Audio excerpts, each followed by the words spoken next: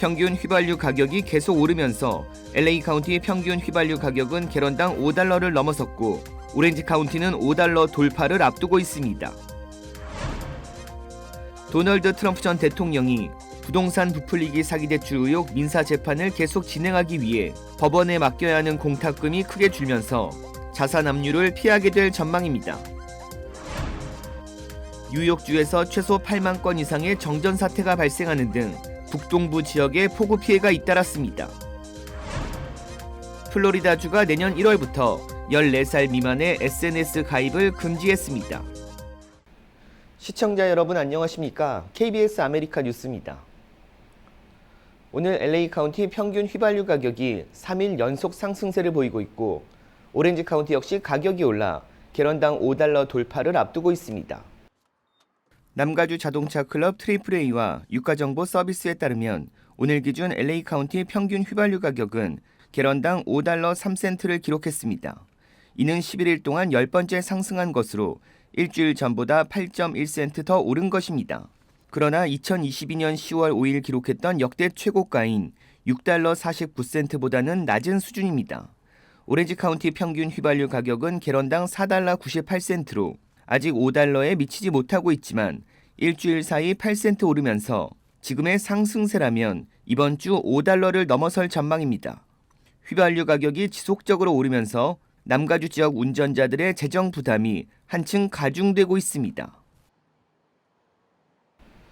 도널드 트럼프 전 대통령이 자신의 자산을 압류당하는 최악의 상황을 피하게 됐습니다. 오늘 뉴욕주 항소법원이 트럼프 전 대통령의 공탁금을 4억 5,400만 달러에서 1억 7,500만 달러로 낮췄다고 AP통신이 보도했습니다. 단 10일 내로 납부해야 한다는 조건을 달았습니다.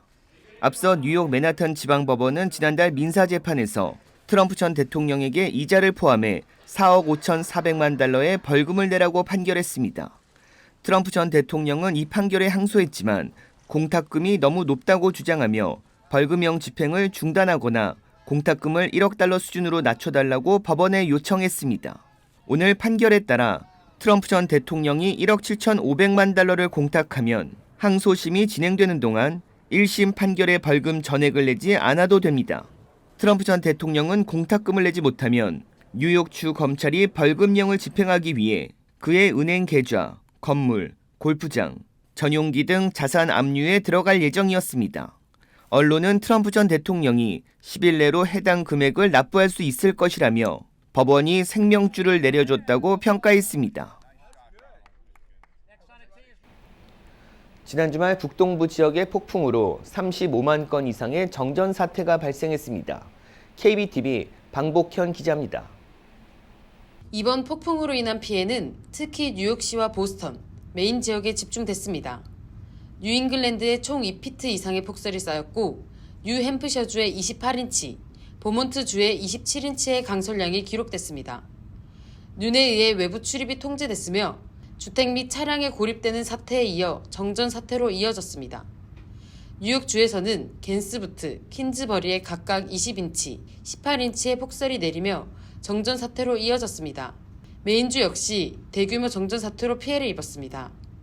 주말 이틀 연속 폭우 시스템을 가동한 캐시 오컬 뉴욕 주지사는 즉각 성명을 내고 뉴욕시를 비롯한 다운스테이트 지역에는 홍수로 인한 피해가 발생하고 북부 지역에는 폭설 20인치 이상의 눈이 내렸다고 밝혔습니다. 뉴욕주는 전력 복구 작업을 위해 6,000명 이상의 전력회사 직원들이 주말 없이 현장에서 복구 작업을 진행 중이라고 전했습니다. 이번 폭우와 폭설로 뉴욕주 전역에서 최소 8만 건 이상의 정전 사태가 발생했습니다. 뉴욕 주정부는 주말까지 대부분의 정전 피해 복구를 마쳤으며 홍수 및 폭설 피해 지역 주민들은 운전 및 외출 자제, 쓰러져 있는 전선 주변을 피해야 한다고 주의를 당부했습니다. KBTV 뉴스 방복현입니다. 최근 737 기종의 이딴 사고로 보잉사의 수뇌부가 줄줄이 자리를 떠나게 됐습니다. 보잉의 최고 경영자 겸 회장인 데이브 카론이 오늘 연말 사임한다는 계획을 발표했다고 홈페이지를 통해 밝혔습니다. 또 보잉 이사회의 레리 캐널 의장도 재선에 도전할 의지가 없다고 회사 측에 밝혔고 보잉 상용 항공기 부문의 회장 겸 CEO인 스탠들도 자리를 스테파니 포브에게 물려주고 은퇴할 예정입니다. 지난 1월 5일 오리건주 포틀랜드 국제공항을 이륙한 알래스카 항공의 보잉 737 맥스9 여객기는 약 5,000마일 상공을 비행하던 중 창문과 벽제 일부가 뜯겨 나가면서 비상 착륙했는데 조사 결과 비행기 조립 시 문을 고정하는 볼트 4개가 누락된 것으로 파악됐습니다. 또 8일에는 텍사스주 휴스턴 국제공항에서 유나이티드 항공의 보잉 737 맥스의 기종이 착륙해 활주로를 주행하던 중 포장된 도로를 이탈하는 사고가 발생하기도 했습니다. 플로리다주가 14살 미만 어린이의 SNS 가입을 금지하는 법안을 내년 1월부터 시행합니다. 론 디센티스 플로리다 주지사는 오늘 이 같은 내용을 골자로 한 미성년자 온라인 보호 법안 HB 3에 서명한 뒤 공식 발표했습니다. 디센티스 주지사는 성명에서 SNS는 다양한 방식으로 아이들에게 해를 끼친다며 HR 3은 부모가 자녀를 보호할 수 있는 더 큰 능력을 제공한다라고 말했습니다. 법안은 14살 미만 어린이의 SNS 계정 보유 금지에 더해 14에서 15의 경우 부모의 동의가 있을 경우에만 SNS 계정을 개설할 수 있도록 했습니다. 다만 플로리다주의 이번 법안은 수정헌법 1조인 표현의 자유를 제한한다는 이유로 법적 도전을 받을 가능성이 큽니다. 비영리 기구인 펜 아메리카 플로리다 지부는 SNS 위험에 대한 대응은 주민의 합법적 권리를 침해하는 것이 아니라 그 피해를 최소화하는 데 맞춰야 한다라고 밝혔습니다. 한편 캘리포니아, 루이지애나, 유타주 등이 유사한 법안을 추진하고 있습니다. 이스라엘과 하마스 간 휴전을 요구하는 결의안이 유엔 안전보장이사회에서 처음으로 채택됐습니다. 박일중 기자입니다. 유엔 안전보장이사회 차원의 가자지구 휴전 결의안이 전쟁 시작 5달여 만에 채택됐습니다. 유엔 총회 결의는 있었지만 구속력 있는 안보리 차원의 결의안 채택은 이번이 처음입니다. 이사국 15개 나라 중 14개 나라가 찬성했고 미국은 기권을 택했습니다.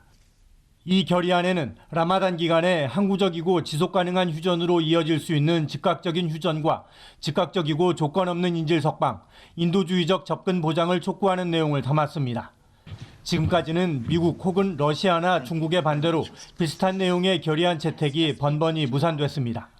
하지만 이번엔 우리나라를 비롯한 비상임 이사국의 공동 발의를 통해 채택을 이끌어냈습니다. It is also significant that this is the first ever resolution introduced by the E10 and adopted on a Security Council regional agenda item.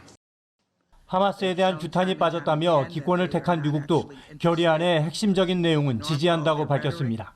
We believe it was important for the Council to speak out and make clear that our ceasefire must come with the release of all hostages.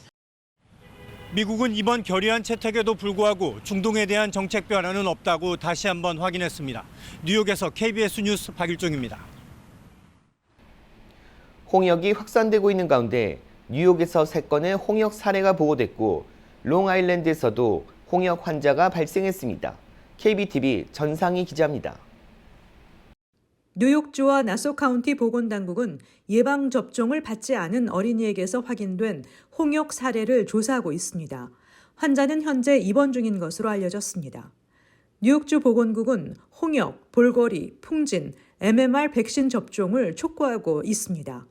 홍역은 기침이나 재채기와 같이 감염된 사람의 비강과 목 분비물과 직접 접촉해 전파되는 바이러스에 의해 발생하는 전염성이 높은 호흡기 질환입니다.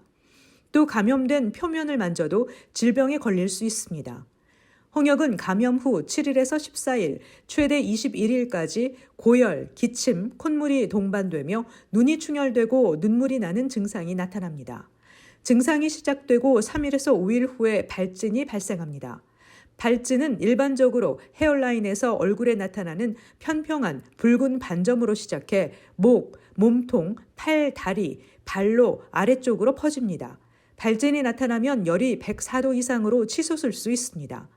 홍역에 걸린 사람은 발진이 나타나기 4일 전, 발진이 나타난 후 4일 후 다른 사람에게 홍역을 옮길 수 있습니다. 홍역에 노출됐거나 홍역 증상이 있다고 우려되는 사람은 즉시 의료기관을 찾아야 합니다. KBTV 뉴스 전상입니다. 샌프란시스코 한인회가 독립운동가를 기억하는 기념행사를 개최했습니다. 지난 23일 샌프란시스코 베이 지역 한인회관에 수백 명의 한인들이 모여 이 지역에서 활동한 장인환, 전명훈 독립운동가를 기억하는 기념식을 개최했습니다. 장인환, 전명훈 의사는 지난 1903년 3월 23일 일제의 한국 침략을 옹호한 대한제국의 친일 외교관을 저격했습니다. 이 사건은 일제강점기에 일어난 첫 번째 의열투쟁으로 평가받고 있습니다.